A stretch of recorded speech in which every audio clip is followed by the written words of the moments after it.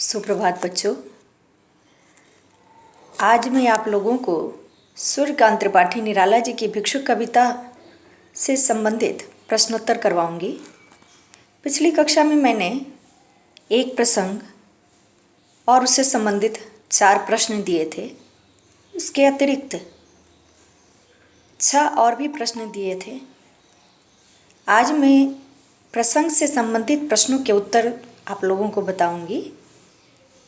शेष 6 प्रश्न आप लोग उसके उत्तर स्वयं लिखने का प्रयास करेंगे।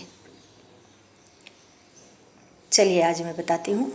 प्रसंग है, वह आता 2 टूक कलेजे के करता, पछताता पथ पर आता। पेट पीठ दोनों मिलकर हैं एक, चल रहा लकुटिया टेक। मुट्ठी भर दाने को, भूख मिटाने को, मुँह फटी पुरानी झोली को फैलाता। 2 टूक कलेजे के करता, पछताता पथ पर आता। इसके पहले प्रश्न हैं, उपर्युक्त प्रसंग में वह किसके लिए प्रयोग किया गया है? 2 टूक कलेजे के करता से कवि का क्या तात्पर्य है? इसके उत्तर हैं, उपर्युक्त प्रसंग निराला जी की भिक्षुक कविता से है। इस प्रसंग में वह शब्द का प्रयोग भिक्षुक के लिए किया गया है।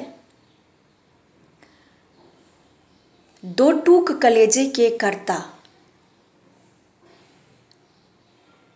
एक मुहावरा है जिसका अर्थ होता है हृदय को अत्यंत दुख पहुंचाना।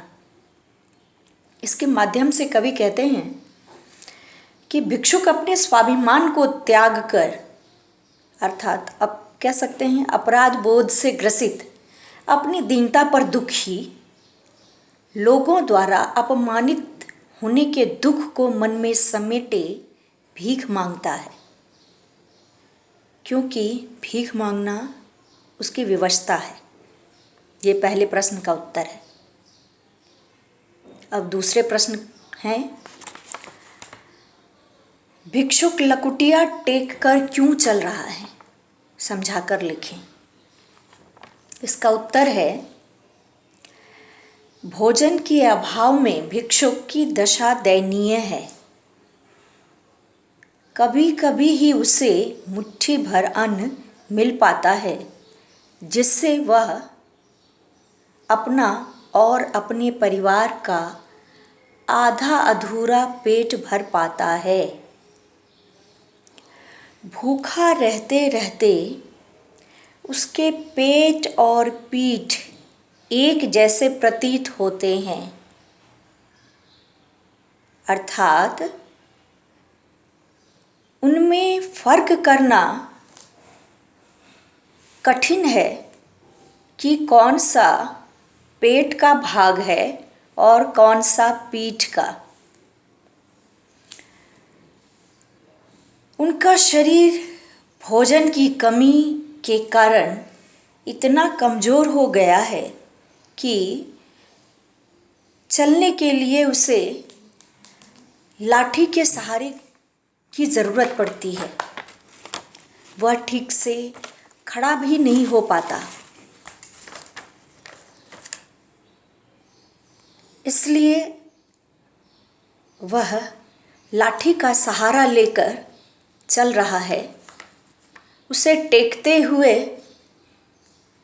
चलना उसकी मजबूरी है, और शायद लोगों का ध्यान अपनी दुर्दशा की ओर दिलाना चाहता है। ये दूसरे प्रश्न का उत्तर है। तीसरा प्रश्न है, भिक्षुक की झोली कैसी है? वह अपनी झोली किसके आगे तथा क्यों फैलाता है? इसका उत्तर है, भिक्षुक की झोली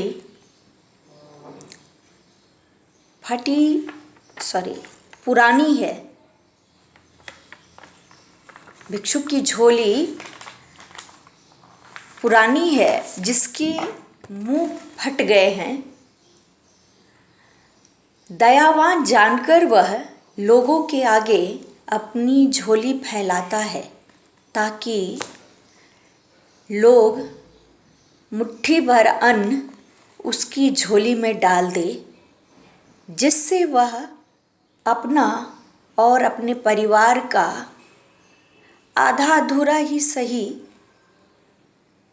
पर पेट भर सके। ये तीसरे प्रश्न का उत्तर है।